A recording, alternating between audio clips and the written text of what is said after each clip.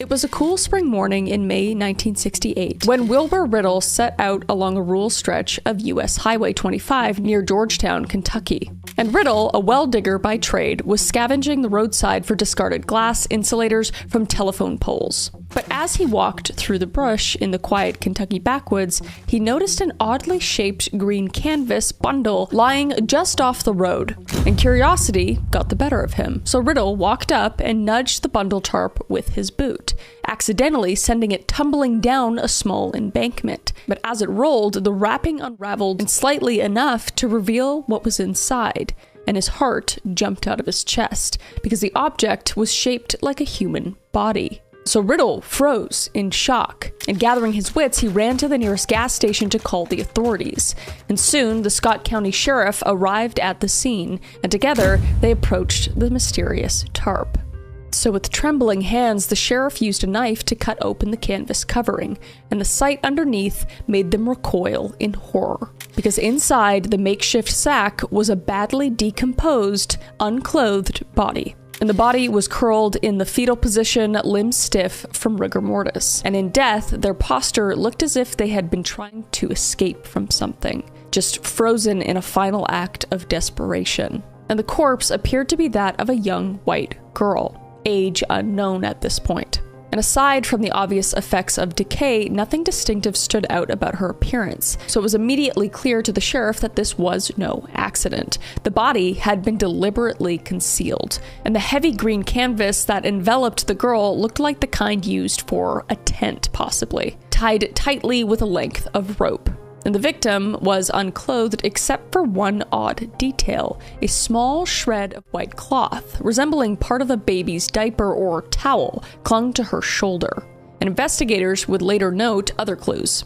Like the girl's eyes have long decomposed, her right hand was tightly clenched, and she had 3 broken fingernails, suggesting she had desperately struggled while inside of the tarp, trying in vain to free herself. So the horrifying discovery on that quiet roadside instantly turned the area into a crime scene, and the authorities secured the site and carefully collected whatever evidence that they could. And the body was removed and sent for an autopsy, but the level of decomposition suggested she had been dead for many weeks, and there was also no immediate identifying documents or personal items with the remains. So for local law enforcement and community, an urgent question hung in the air, and it was, who was this young woman, and what terrible fate had befallen her? So news of the grim discovery spread quickly in Scott County, and by the time reporters began covering the story, they had given the unknown girl a nickname, and that was Tent Girl. And the moniker stuck, inspired by the tent-like canvas in which she was found. And in an era long before instant internet updates, the bizarre name and the mystery behind it captured the public's attention, because a small Kentucky town chillingly now had a whodunit on its hands, and a family somewhere had lost a daughter, though no one yet knew who or where they were. So from the outset, investigators treated the case as a probable homicide, because the way the victim was trussed up in a tarp and dumped by the highway pointed to foul play. And detectives from Scott County Sheriff's Office and the Kentucky State Police began working to identify the young woman, and they noted her physical characteristics. A petite female estimated around 5 feet to 1 inch tall and 110 to 115 pounds with reddish brown hair. So because of her small stature and youthful-looking features, authorities initially guessed she was in her mid or late teens, perhaps 16 to 19 years old, and the medical examiner believed she had likely died several weeks before her discovery. And an early estimate placed her time of death around April of 1968. But with no ID on the body, the only name investigators could call her was the nickname already in the papers, which was Tent Girl. So the autopsy and crime scene evidence gave investigators a few clues, but not nearly enough to solve the case outright. And the coroner could not pinpoint an exact cause of death from the decomposed remains. There were no bullet holes or obvious knife wounds. However, subtle signs suggested a violent end, and that was that bruising on the skull that they had found indicated a possible blow to the head, and the position of the body hinted that the girl might have been alive when confined in the tarp. So a state police officer at the scene speculated grimly about what had happened, saying, quote, "We think the girl was rendered unconscious by a blow to the head, then tied up in the bag to die a slow death by asphyxiation," unquote. and strands of fiber and traces of materials were collected from the scene. One being the obvious green canvas itself, and also pieces of nylon rope used to tie the bundle, and the scrap of white cloth, identified as part of a baby's diaper or towel, found on her body. And these items were sent to the FBI laboratory for analysis, on the chance they could be traced to a manufacturer or a specific source. But unfortunately, the FBI reported that all the materials were generic and mass-produced. The canvas, rope, and cloth were too common to track down one single origin. So nothing in the bundle provided a smoking gun to the killer's identity, or the girl's identity. Investigators next turned their efforts to just identifying Tent Girl herself, and they compiled her description and reached out far and wide. Local newspapers and radio stations announced the discovery and asked for the public's help in finding any missing girl who fit the profile. And in those first weeks and months, tips trickled in, but each lead led to frustration. But one promising tip came when police learned of a missing teenager from another state who seemed to match the description. Detectives looked into a 17-year-old girl named Debbie, who had vanished around the same time. And she had similar features, and a trucker even reported giving a ride to a hitchhiking couple that could have been Debbie and a boy in Kentucky. So excited by the possibility, a Kentucky investigator tracked the lead all the way to Pennsylvania, only to discover Debbie Crane alive and well, living with her boyfriend, and never having set foot in Kentucky. So it was a relief for Debbie's family, obviously, but a dead end for the Tent Girl case. And another lead drew investigators' attention to Pennsylvania again a few months later, when a 16-year-old named Candace Clothier was found murdered and dumped in a canvas bag in April of 1968. And the eerie similarities to young women being found in a tied canvas prompted Police Chief Anthony Fergione from Pennsylvania to personally drive to Kentucky and just compare notes. And for a moment, officers wondered if the two cases were connected by a roaming killer.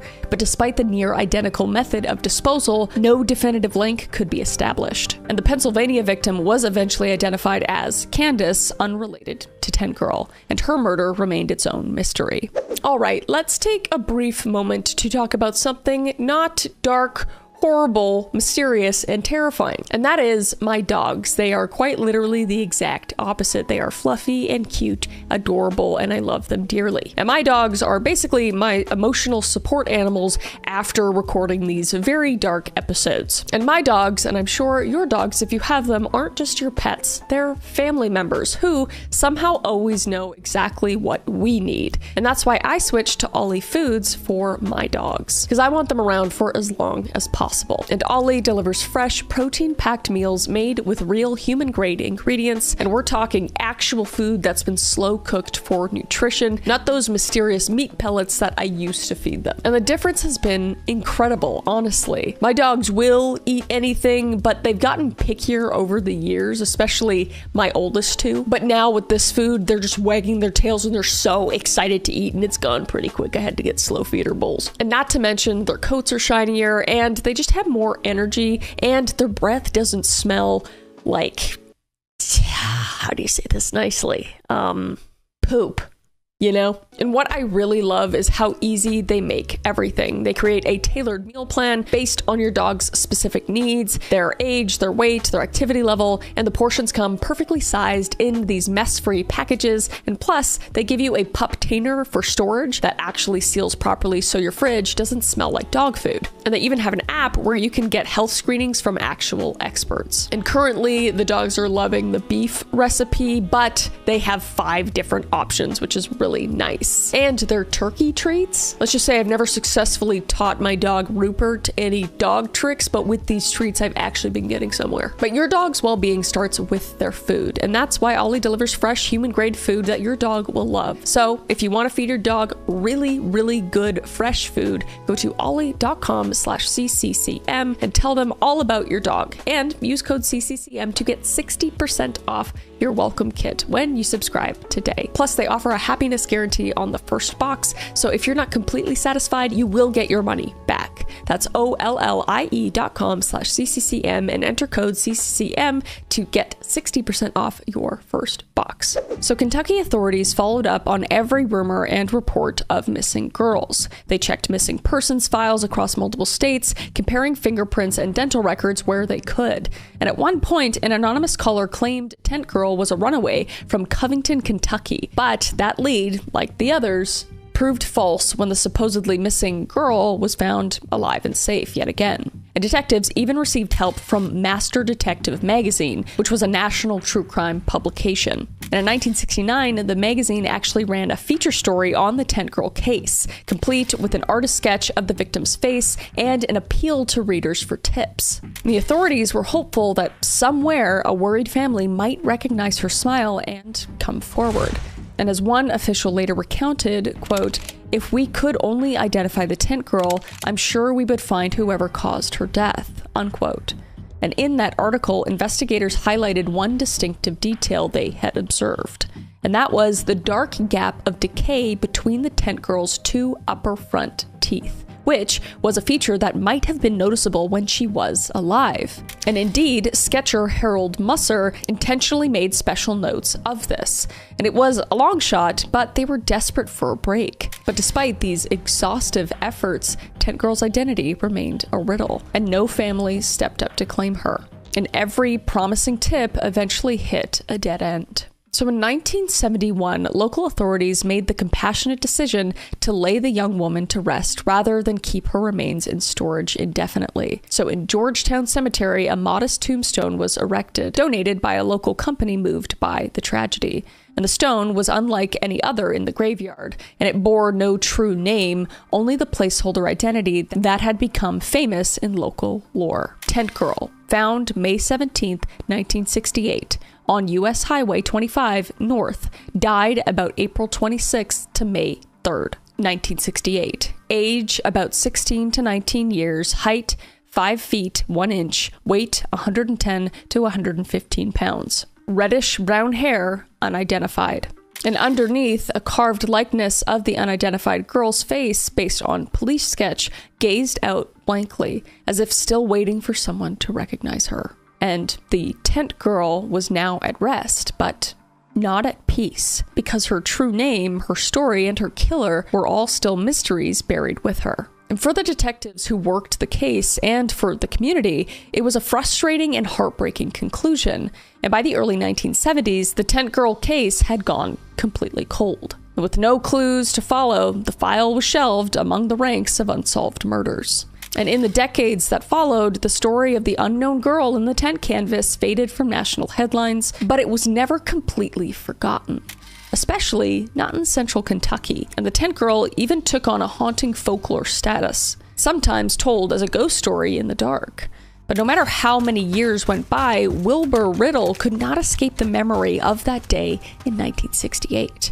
And he reportedly told the tale of discovering Tent Girl many times over the years, almost as if unburdening himself of a horrific story. And he even kept a copy of the 1969 Master Detective magazine article about the case and would show it to people, determined people would remember this poor unnamed girl. It just stirred something deep in those who had tried to solve it. Quote, "This case has bothered me more than anything that has happened in my 12 years as sheriff," unquote, the former Scott County sheriff admitted to the magazine back then. And they took some consolation in the fact that they had at least given Tent Girl a dignified burial. But there was an unfinished feeling. As her gravestone's epitaph, unidentified, silently testified, the case remained unresolved. And every so often, a possible lead would surface and briefly rekindle hope, only to fizzle out. You know, after spending hours of researching the darkest corners of human behavior, I need something to help me decompress. And what helps me do that are my Lola blankets. And I'm actually holding it right now, and more often than not, it's on my lap during these videos. And it's like being wrapped in a cozy, fluffy cloud. And I have the antique ivory one, but I also have like 4 more now at this point. And anytime anybody comes over, I give them that blanket to use and they are awestruck. But I've always been a big blanket person. My couch usually looks like a blanket fort exploded on it. But this Lola blanket, it's completely different. The first time I touched it, I actually said, "Oh, what the hell? Because I couldn't believe how soft it was. It's this ultra soft vegan faux fur with a 4-way stretch that just molds to you when you have it around you. And unlike my old throws that are basically glorified lint collectors at this point, this stays perfect wash after wash. There's no pilling, no shedding, nothing. And with the holidays coming up, this is genuinely my go-to gift. I've already ordered 3 more, and I will do my best to actually give them to other people. But it's one of those presents that works for literally everyone. Your bestie who needs comfort during scary episodes like the ones that I do, or your mom who's just always cold for some reason, or that friend who just has everything. It's personal and luxurious without being over the top. Plus, with over 10,000 5-star reviews, you know I'm not the only one obsessed. And the large size is perfect for solo couch sessions or sharing with someone, but I usually hog it from Caleb. And they even have an XL that's legitimately the biggest blanket I've ever seen. And they also make weighted blankets if you're into that therapeutic vibe. I know I am. And matching pillows that you can bundle together. So give the gift of softness this holiday season with Lola blankets. And for a limited time, our listeners are getting a huge 40% off their entire order at lolablankets.com by using code CCCM at checkout. Just head to lolablankets.com and use code CCCM for 40% off. Thank you so much for supporting the channel, and thank you to Lola Blankets for sponsoring this video, and let's get back to it. So over the years, a few families of long missing young women wondered if Tent Girl might be their lost daughter or sister, but tentative inquiries never came up with anything useful. And any missing persons cases outside the initial estimated age range or time frame were generally ruled out, which was later found to be an issue. And without modern DNA databases or centralized records, connecting the dots between states was impossible in that era specifically. So as Todd Matthews, a name of great importance that we'll discuss shortly, noted, during those decades, quote, Chicago didn't know what was happening in Detroit. They weren't sharing information, unquote, because each police department had its own dusty binders of runaways and Jane Does. But no one realized that the key to Tent Girl's identity might lie in a missing persons report filed far, far away. And so the Tent Girl remained an unsolved mystery, frozen in time, and her grave became a somber landmark in Georgetown. It was as if an entire life had been condensed to a few vague lines on a tombstone. And the original investigators had retired or moved on, and new technologies like forensic DNA typing were still in their infancy and had not yet been applied to cold cases like this. And it would have stayed that way forever had it not been for an unexpected spark of interest from an unlikely source. A young man with a relentless imagination. So the stage was set for one of the most remarkable second acts in cold case investigation history. And Tent Girl's story was far from over. So in 1987, nearly 2 decades after Tent Girl's body was found, the mystery found its way into the ears of a 17-year-old named Todd Matthews. And Todd lived in Livingston, Tennessee, a small town not too far from the Kentucky state line. And he was a thoughtful kid known for his empathy and curiosity. And Todd had grown up with a sensitivity to loss, as 2 of his own siblings had died in infancy and were buried in little marked graves that his family visited often. And perhaps because of that, Todd understood the ache of a life taken too soon and the importance of remembering those who are gone. And he never could stand the idea of someone being forgotten or mistreated. So that October, as Halloween approached, Todd began dating a local girl named Lori Riddle. And Lori happened to be the daughter of none other than Wilbur Riddle, the man who had discovered Tent Girl's remains all those years ago. And on Halloween evening, Todd and Lori sat together swapping ghost stories and local legends. And Lori mentioned the strangest, scariest true story she knew, the tale of the Tent Girl. And she recounted how her father had stumbled on a dead body wrapped in a tent canvas when she was just a baby. Not the girl in the tent, but the guy's daughter. The daughter was the baby. Sorry if I said that weird. But the story had everything. An unsolved murder, a nameless victim, a frustrated sheriff who pleaded for a reader to help solve the case, etc. And Todd was transfixed. And as he later described it, it was, quote, fascination, instant fascination, unquote. And Lori even invited Todd over to meet her dad, who showed him the old Master Detective magazine article, the one he kept from all those years ago. And the haunting image of the tent girl and the idea of a young woman without a name struck a chord deep within him. Quote, "This girl's got a mother, she's got a daddy, she could have a husband, we've got to find out who this girl is," unquote, Wilbur told Todd, remembering the thought that had nagged him for years. And Todd agreed wholeheartedly. And at that moment, the teenager made a quiet vow that he would give Tent Girl her name back someday. And it felt like fate that the story had landed in his lap. But Todd had no idea that this obsession would come to dominate the next decade of his life. So when I research for these videos, I tend to give in to my bad habits. Those being biting my nails, chewing on the end of a pen, etc. Right? A lot of hand-to-mouth stuff for me. And I know other people have bad habits similar to that, some of which actually affect your health really negatively. And that's why Fume is here to help with a smarter alternative. And for those of you who don't know, Fume is a flavored air device, not a vape, not nicotine, just something completely different. Fume lets you satisfy that urge to reach for something, that hand-to-mouth habit, without any of that nasty stuff. No nicotine, no vapor, no batteries. And I've personally been using Fume for about 4 to 5 months now, especially during those late night research sessions when I'm usually giving in to bad habits because I am quite an anxious person. So I find that it's been extremely helpful. And my favorite at the moment is Crisp Mint because it's refreshing and it gives me something to do while I'm going down conspiracy and crime rabbit holes. And they've also got flavors like orange vanilla, peach blush, and cinnamon hearts. But what I really appreciate is how it feels substantial in your hand. It's got this nice weight to it, and it's also just beautifully designed. I keep one on my desk, and it's honestly been a game changer for my constant bad habits. And Fume has already helped over 700,000 people take steps toward better habits. And now it's your turn. So use code CCCM to get a free gift with your journey pack. So head to tryfume.com, that's tryfum.com, and use CCM to claim this limited time offer today. Thank you for supporting the channel, and thank you to Fume for sponsoring this video, and let's get back to it. So Todd's quest began in the late 1980s, using the only tools available at the time, which was physical trips and searches, telephone calls, and boundless determination. And he started by absorbing every detail from the old case files and newspaper clippings he could get. And he visited the Scott County offices and local libraries, requesting any public records of the Tent Girl case. And he even drove to Georgetown Cemetery to stand at Tent Girl's grave in person, staring at the enigmatic headstone for inspiration. And the sight just moved him deeply. And Todd imagined her real family somewhere, not even knowing they should be visiting this grave.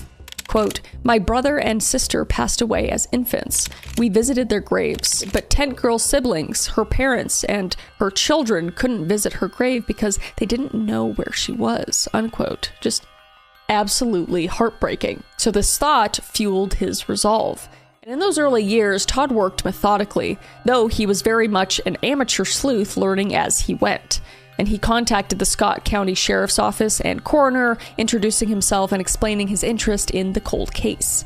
And at first, some officials were understandably skeptical of a teenaged outsider poking around a decades-old investigation. Nobody was really taking him very seriously. But Todd persisted politely, asking questions and sharing any small observations he made. And Todd had a rather significant insight from re-examining the evidence notes, and he learned about the scrap of white cloth found on Tent Girl's shoulder, which the FBI lab had identified as a piece of baby's diaper. And to Todd, this detail practically leapt off the page because it implied something the original investigators hadn't fully considered. And that was, if this young woman had a baby's diaper with her, could it mean she was a mother? Perhaps she was older than the assumed 16 to 19 range. So this was a very logical hypothesis. Maybe Tent Girl wasn't a runaway teen after all, but a young mother who had a child. And that would widen the pool of potential identities. So Todd actually wrote letters to the authorities sharing this theory and even suggesting they consider exhuming the remains to look for signs of childbirth, such as examining the pelvic bones, urging them to question the original assumptions. But unfortunately, his letters did not result in any immediate action, because from the official's perspective, a full exhumation based on a hunch from a civilian was not a high priority. And and Todd received polite but dismissive responses, if any at all. But despite these setbacks, Todd's obsession only grew, and he spent countless evenings poring over what scarce documents he had, and he made long-distance phone calls to anyone who might offer a clue, and sometimes tracking down retired officers or journalists who had covered the case at the time. And each small breadcrumb he gathered was carefully filed in this growing tent girl folder. And his now girlfriend and later wife, Lori, watched as Todd's interest turned into an all-consuming mission. And he would lie awake at night thinking about the unknown girl, running scenarios through his head. And often, Tent Girl even invaded his dreams. And Todd began actually sleepwalking from the stress, muttering about clues in the middle of the night. So Lori naturally grew concerned. And at times, she felt he was spending, quote, too much time with a dead girl, unquote, and not enough time with the living. So the young couple argued frequently over his obsession, and Todd's own conscience also weighed on him, but he couldn't let it go. Quote, I felt as guilty as if I were the one responsible, unquote. He later said of his inability to identify the tent girl, and he also said, I was tortured by it. So for 10 long years, Todd chipped away at the tent girl mystery with only marginal progress. And by 1997, he had amassed a binder of scribbled notes, contacts, and dead-end leads. And to any outsider, it might have looked like a futile endeavor, a decade of chasing ghosts with nothing to show. But Todd's timing was about to collide with a revolution in information technology, because the world was on the cusp of a new era, one that would finally give this determined amateur detective the break he needed. So in the early 1990s, a new tool began to emerge that promised to shrink the world and connect people in ways never before possible. And that was, say it with me, the internet. And Todd immediately recognized its potential for his investigation. And in 1992, he saw then-Senator and fellow Tennessean Al Gore on TV talking about this information superhighway and realized that if he could get online, distance would no longer be a barrier in searching for the tent girl's identity. But at the time, however, going online wasn't as simple as it is today. Shout out to my peeps who were on the internet in the 90s. That was rough. Because first of all, Todd didn't own a computer, and very few people in Livingston did. So determined, he saved up money from his low-wage factory job for months and eventually purchased a second-hand desktop PC. But teaching himself how to use it was another challenge, because early internet access involved dial-up modems that screeched and buzzed painfully slow connections and text-based bulletin boards that were far from user-friendly. You know, the sound that goes like that. It just made all kinds of noises. You've got mail. So every minute online tied up the phone line, and every search or page load crawled at a snail's pace. Nevertheless, to Todd, it was like discovering a secret weapon. He suddenly had a way to scour missing persons information, not just in Kentucky or Tennessee, but across the entire country, and even the world. Because now he didn't have to rely solely on police to compare notes. He could do some digging himself from his own home. So Todd began exploring early missing persons websites and genealogy forums, any place where people might post about lost loved ones. So he became a regular on dial-up bulletin board systems, or BBS, devoted to unsolved crimes and cold cases, trading messages with other amateur sleuths. And at night, he would sit in the glow of the computer screen in his small home, and the tombstone photo of the tent girl pinned above for motivation. So with dogged patience, he typed in query after query, sifting through what little online data existed at the time.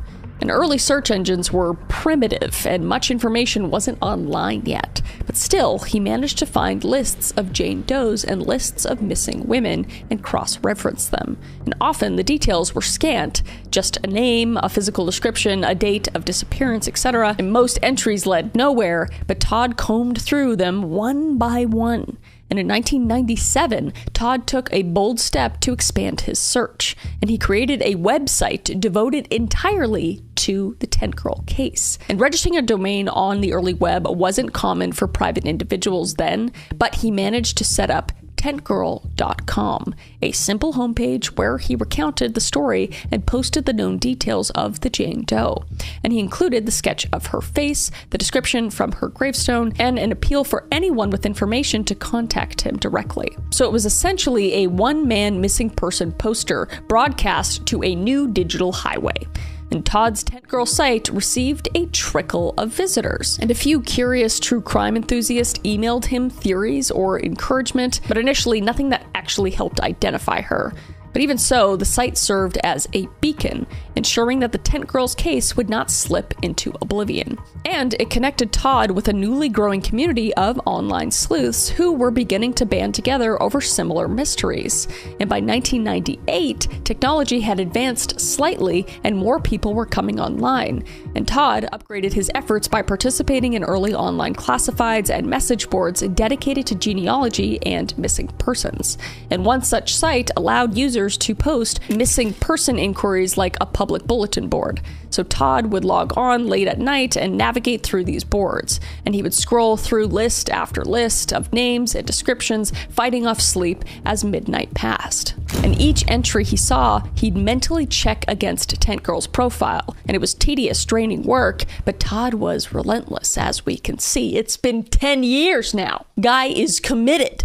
And on some nights, he reviewed hundreds of postings. Quote, "I had already looked at maybe 400 descriptions," unquote. He later said of one such marathon session. And most were just disappointments. Yet he would press on, driven by the conviction that somewhere out there, in some dusty database or family message board, someone had been looking for a girl who matched the Tent Girl. And Todd's dedication did not go unnoticed at home. Lori, now his wife, often had to practically drag him away from his computer to get some sleep. And the case continued to cause friction between them. And there were nights she would beg him to come to bed, only to find him at the computer still clicking through web pages in the early hours of the morning. Todd just couldn't help it. And every time he considered giving up, he thought of that lonely grave in Georgetown and the promise he'd made. So in those days, there was no template for what he was doing, and the term cyber sleuth didn't even exist yet. Todd was just venturing into uncharted territory, pioneering an approach to cold cases that law enforcement hadn't fully embraced, and wouldn't for another decade at least. And all he had was intuition, persistence, and this new thing called the internet. And more data was appearing online.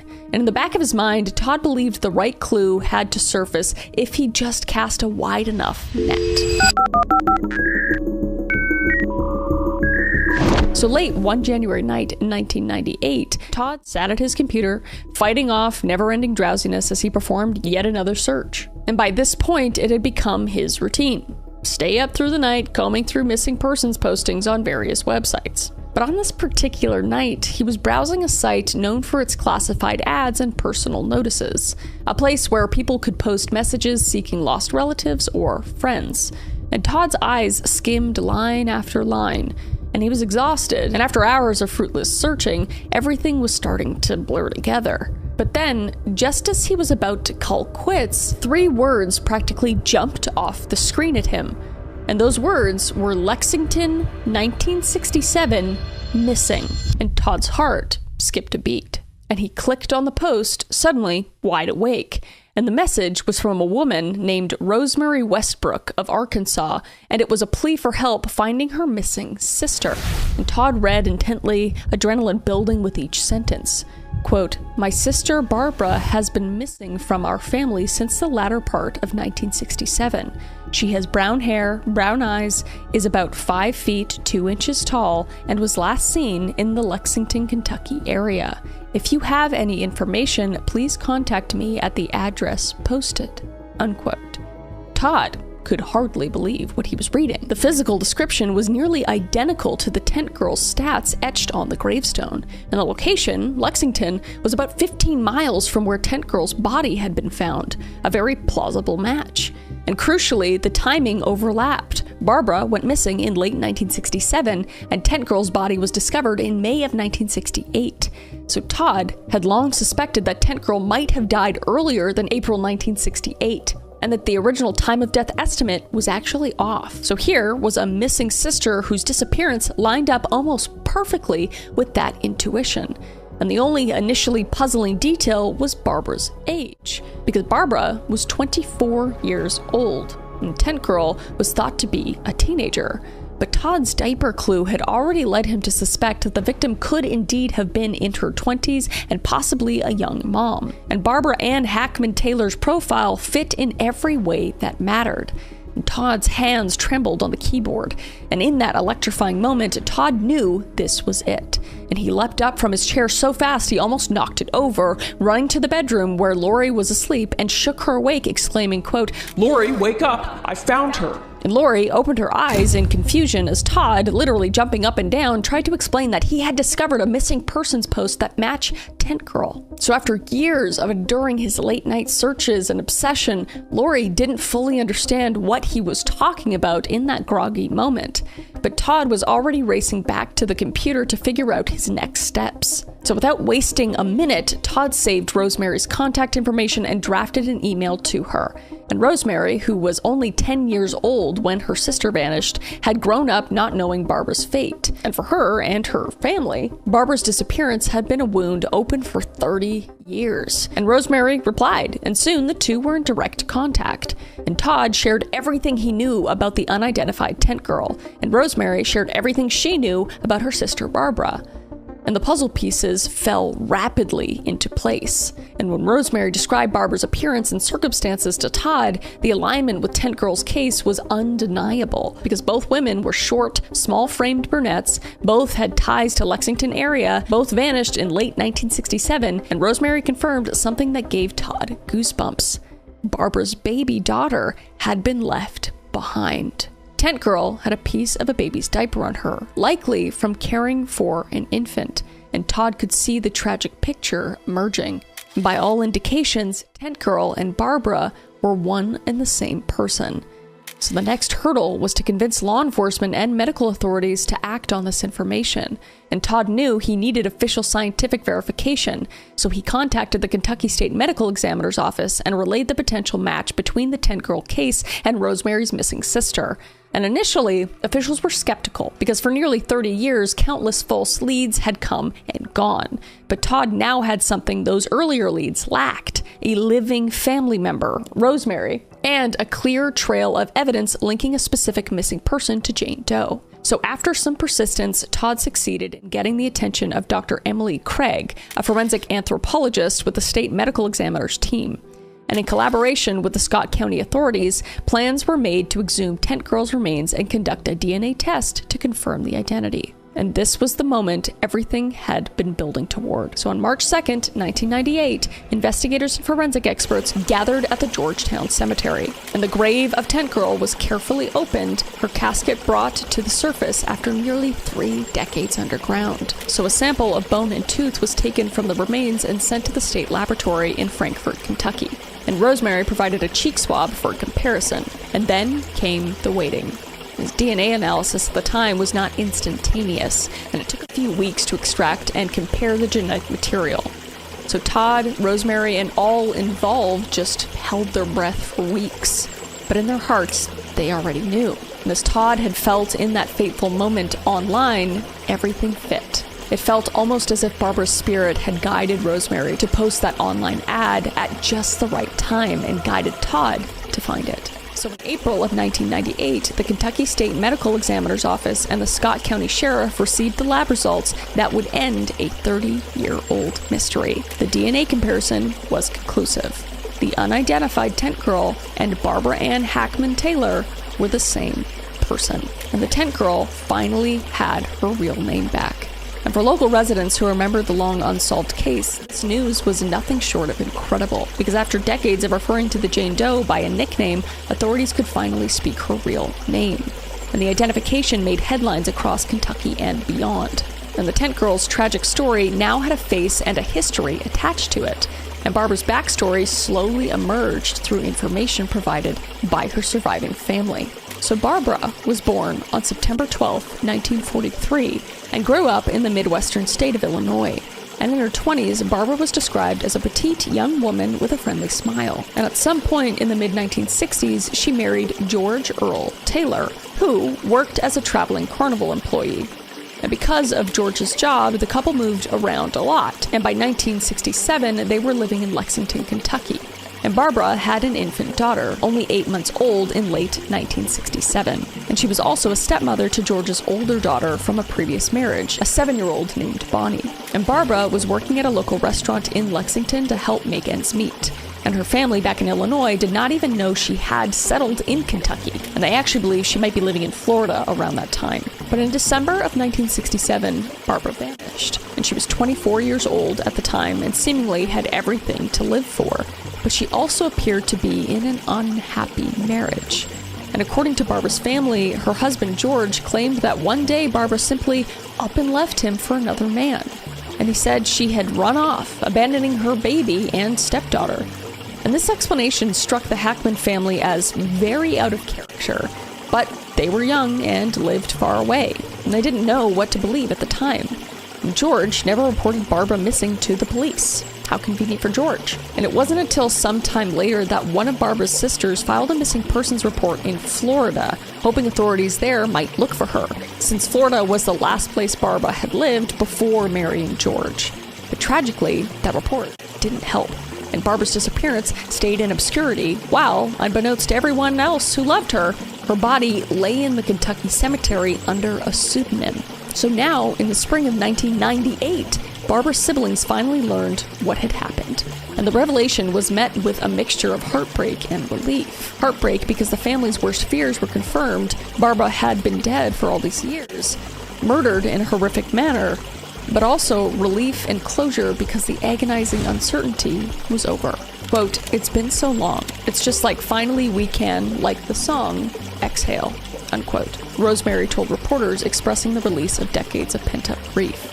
So at last, they could properly mourn Barbara, knowing where she was and that she hadn't simply chosen to abandon them. So the Hackman family thanked the Scott County Sheriff's Office and, above all, they thanked Todd for refusing to let the case die. And also a standing ovation for Lori, Todd's wife, who stuck around with him after all those years, because that's a lot as well. And she and Todd had never met in person until after the identification, actually, but they forged an immediate bond through this journey. And law enforcement officials were quick to acknowledge that this identification would have not been possible without Todd's extraordinary efforts. And the Scott County Sheriff at the time, John Walters, publicly praised Todd for providing the critical lead.